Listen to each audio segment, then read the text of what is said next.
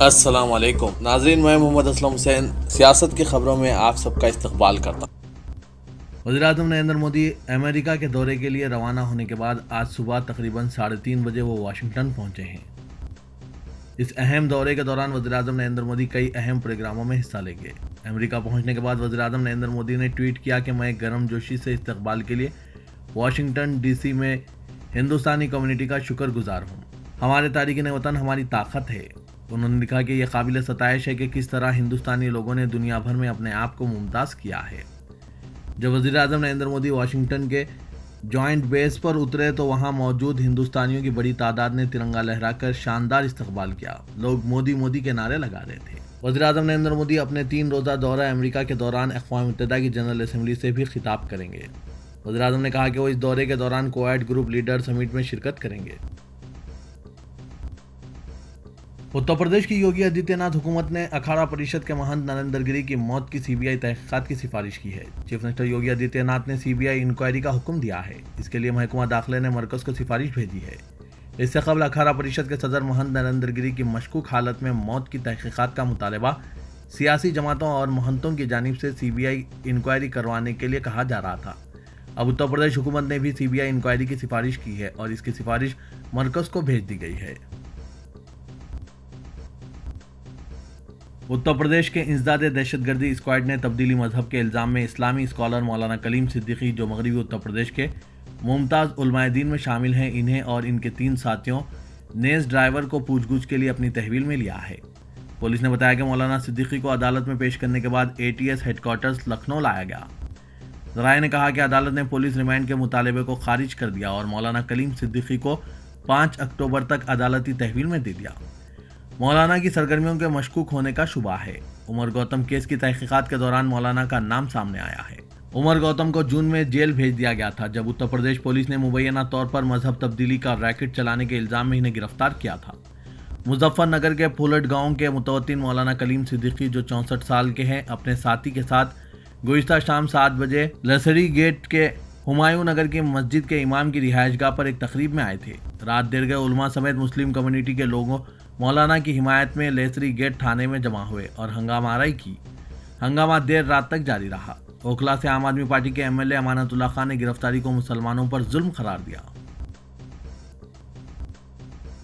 ہندوستان کی پہلی اور برصغیر کی قدیم ترین مسجد کو اس کی سابقہ عظمت اور شان و شوکت بحال کرنے کے بعد عوام کے لیے کھولا جانے والا ہے۔ یہ خوبصورت مسجد 629 عیسوی میں تعمیر کی گئی تھی، جو چرمان جمعہ مسجد کے خطوط پر بنائی گئی تھی۔ اس مسجد کی تزئین نو کی گئی ہے، جو بہت تھکا دینے والا کام تھا۔ سرکاری پروجیکٹ MHP کے تحت تقریباً 30 ماہ میں تزئین نو کے کاموں کو مکمل کیا گیا۔ پروجیکٹ کے عہدیداروں کو اب اس مسجد کے افتتاح کے لیے چیف منسٹر P. وجین کی جانب سے تاریخ ملنے کا انتظار ہے۔ نوشاد نے PTI کو بتایا کہ کسی بھی وقت اجازت مل سکتی ہے۔ سینٹرل وسٹا پروجیکٹ پر دہلی وقف بورڈ کی جانب سے داخل کی گئی عرضی پر دہلی ہائی کورٹ میں سماعت ہوئی، جس میں مرکزی حکومت کی جانب سے سالیسیٹر جنرل تشار مہتا پیش ہوئے، جبکہ دہلی وقف بورڈ کی جانب سے ایڈوکیٹ سنجے گھوش اور وقف بورڈ کے اسٹینڈنگ کونسل ایڈوکیٹ شفیق پیش ہوئے۔ آج اس اہم معاملے کی سماعت جسٹس سنجیو تچدیوا کی عدالت میں ہوئی۔ اس دوران عدالت نے اپنے مشاہدے میں پایا کہ سینٹرل وسٹا پروجیکٹ میں آنے والی تمام عبادت گاہیں کافی قدیم ہیں اور حکومت کو ان عبادت گاہوں کے بارے میں کچھ سوچنا چاہیے۔ اس تعلق سے مرکزی حکومت کی نمائندگی کرتے ہوئے سالیسیٹر جنرل تشار مہتا نے عدالت سے 1 ہفتے کا وقت مانگا ہے، جس کے لیے اگلی تاریخ 29 سپٹمبر مقرر کی گئی ہے۔ اتر پردیش ATS کی جانب سے معروف عالم دین کلیم صدیقی کو تبدیلی مذہب کے الزام میں میرٹھ سے گرفتار کیے جانے کے بعد مسلم تنظیموں اور سیاسی لیڈران کے رد عمل سامنے آئے ہیں۔ سماجوادی پارٹی کے رکن پارلیمنٹ شفیق الرحمان برق نے مولانا کلیم صدیقی کی گرفتاری کی سخت مذمت کی ہے۔ انہوں نے مولانا کی گرفتاری پر رد عمل ظاہر کرتے ہوئے کہا کہ اتر پردیش میں یوگی حکومت مسلمانوں کو ہراساں کرنے کا کام کر رہی ہے۔ وہیں کانگریس لیڈر راشد الوی نے تبدیلی مذہب کے الزام میں گرفتار مولانا کلیم صدیقی کا دفاع کیا ہے۔ راشد الوی نے الزام لگایا کہ اتر پردیش پولیس کو ایمانداری کے ساتھ کام کرنے نہیں دیا جا رہا ہے۔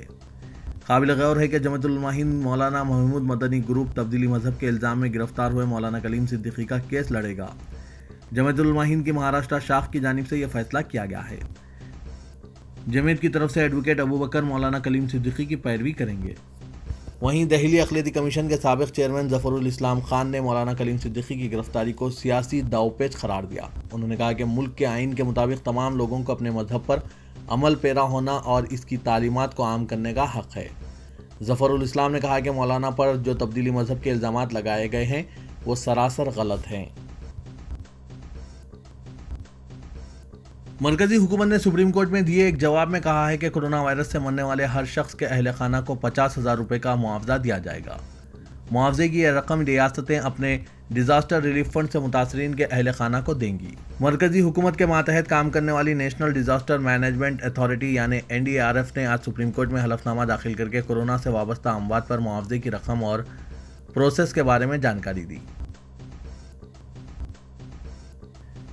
آل انڈیا مجلس اتحاد المسلمین کے صدر اسدالدین اویسی نے سنبل میں ایک ریلی سے خطاب کرتے ہوئے کہا کہ ووٹ ہمارا، راج تمہارا نہیں چلے گا۔ مجلس حصہ داری اور شراکت داری کی بات کرتی ہے تو اقتدار پر فائز سیاسی جماعتوں کو تکلیف ہوتی ہے۔ کب تک ہم راہل گاندھی، ممتا بنرجی، اکھلیش یادو اور دوسروں کا مستقبل سنوارتے رہیں گے؟ اپنا مستقبل سنوارنے کے لیے کب کھڑے ہوں گے؟ ہمیں اپنے بچوں کے بارے میں اور ان کے مستقبل کے بارے میں سوچنا ہوگا۔ اویسی نے کہا کہ ہماری آبادیوں میں تعلیمی اداروں کا قیام اور سیاسی طاقت سے مسائل کے حل کے بارے میں سوچنا ہوگا۔ اسدالدین اویسی سنبل کے سرسی میں مجلس کے جلسے عام سے خطاب کرتے ہوئے ان خیالات کا اظہار کیا۔ اس جلسے میں اتر پردیش مجلس کے صدر شوکت علی اور دوسرے موجود تھے۔ اویسی نے اپنے خطاب میں کہا کہ اتر پردیش میں جتنی ذاتیں اور برادریاں ہیں سب کے نیتا ہیں اور ان سب ذاتوں اور برادریوں کی سیاسی حیثیت اور طاقت ہے، اسی وجہ سے ان کے مسائل بھی حل ہو رہے ہیں۔ لیکن 1950 سے مسلم اقلیت کے درمیان میں ہمارے لوگوں کو کھڑا کر کے زندگی اور موت کی باتیں کرتے ہوئے ووٹ مانگا جاتا ہے۔ انتخابات کے بعد ہم مرتے ہیں، ہمارے علاقوں میں اسکولز اور کالجز نہیں کھولے جاتے، روزگار فراہم نہیں کیا جاتا، پولیس ظلم کا خاتمہ نہیں ہوتا، زبردستی جیلوں میں ٹھونسا جاتا ہے، بے گناہوں کو گولی مار دی جاتی ہے۔ ان تمام باتوں کا ہمارے پاس اعداد و شمار موجود ہے۔ جب ہم ان سیاسی جماعتوں کو حقیقت کا سامنا کراتے ہیں تو وہ اسے بھڑکاؤ بھاشن کہتے ہیں۔ امیر قطر شیخ تمیم بن حماد الثانی نے اقوام متحدہ کی جنرل اسمبلی سے اپنے خطاب میں اس بات پر زور دیا کہ دنیا کے تمام رہنماؤں کو طالبان سے رابطہ منقطع کرنے کے بجائے ان سے روابط بحال کرنے کی ضرورت ہے۔ انہوں نے کہا کہ طالبان کے بائیکاٹ محض پولرائزیشن اور رد عمل کا باعث بنے گا، جبکہ بات چیت ثمر آور ثابت ہو سکتی ہے۔ شیخ حماد نے کہا کہ اس مشکل مرحلے میں افغان عوام کو عالمی برادری کی مسلسل حمایت اور تعاون کی ضرورت ہے۔ انہوں نے کہا کہ انسانی ہمدردی کی بنیاد پر دی جانے والی امداد کو سیاسی اختلافات سے الگ کیا جانا چاہیے۔ ترکی کے صدر رجب طیب اردوغان نے اقوام متحدہ کے جنرل اسمبلی سے خطاب میں مسئلہ کشمیر کو اقوام متحدہ کی قراردادوں کے تحت حل کرنے پر زور دیتے ہوئے کہا ہے کہ 74 سالوں سے کشمیری حق خود ارادیت کے منتظر ہیں۔ اقوام متحدہ کی جنرل اسمبلی کے 76ویں سیشن میں 193 ارکان سے خطاب کرتے ہوئے ترک صدر رجب طیب اردوغان نے کہا ہے کہ کشمیر ایک سلگتا ہوا تنازع ہے اور یہ جنوبی ایشیا میں استحکام اور امن کا ضامن بھی ہے، اسی لیے مسئلہ کشمیر اقوام متحدہ کی قراردادوں کے تحت حل کیا جائے۔ مرکز اور ریاستی حکومتوں کی عوام دشمن پالیسیوں کے خلاف حیدرآباد میں اپوزیشن کی جانب سے مہا دھرنا منظم کیا گیا۔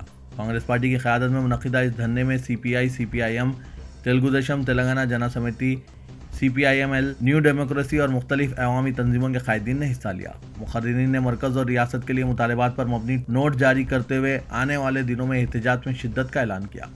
صدر پردیش کانگریس ریونت ریڈی نے سماجی انصاف پر مبنی تلنگانہ کے لیے آخری جدوجہد کا اعلان کیا اور کہا کہ تلنگانہ میں KCR حکومت کے زوال کا وقت قریب آ چکا ہے۔ تلنگانہ میں بہت جلد برقی اور RTC بسوں کے کرایوں میں اضافہ ہونے والا ہے۔ عہدیداروں کی تجویز سے اتفاق کرتے ہوئے چیف منسٹر چندر شیکھر راؤ نے وزیر برقی اور وزیر ٹرانسپورٹ کو اپنے محکمہ جات کے اعلیٰ عہدیداروں کے ساتھ تبادلہ خیال کرتے ہوئے انہیں جامع رپورٹ پیش کرنے کی ہدایت دی ہے، جس کا آئندہ کابینہ اجلاس میں جائزہ لیتے ہوئے منظوری دی جائے گی۔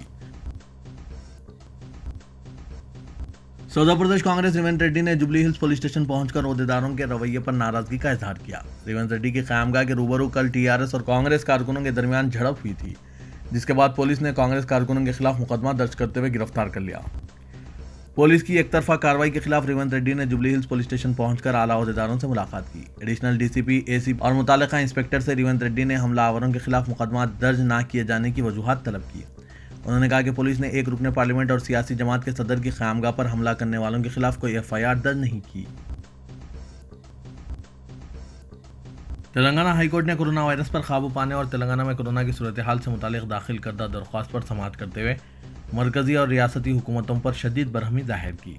एक मौके पर अदालत ने कोरोना की दवा को एमरजेंसी मेडिसिन की फहरिस्त में शामिल करने में ताख़ीर पर मरकजी हुकूमत पर बरहमी जाहिर करते हुए सवाल किया कि मज़ीद कितने अफराद की जान जाने के बाद इस दवा को एमरजेंसी मेडिसिन की फहरिस्त में शामिल किया जाएगा। हाई कोर्ट ने 31 अक्टूबर तक कोरोना की दवा को एमरजेंसी मेडिसिन की फहरिस्त में शामिल करने की हिदायत दी।